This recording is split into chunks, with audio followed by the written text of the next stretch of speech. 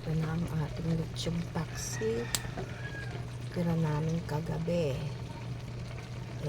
Kami may hina naman sa ulam.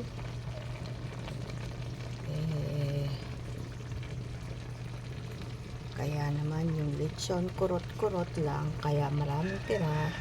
Itong ginawa ko lechong paksiw. Lagyan na natin ng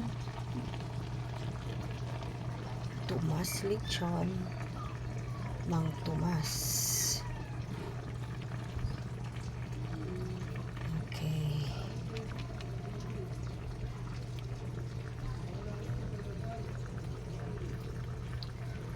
Atay-atay ko lang ang apoy kasi maaga pa.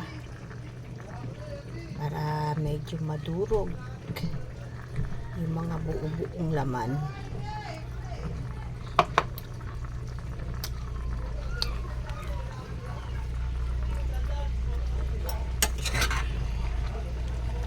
Ginisa ko muna yan.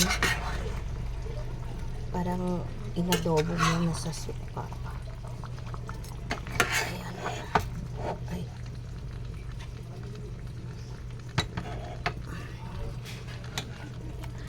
Medyo marami. Okay.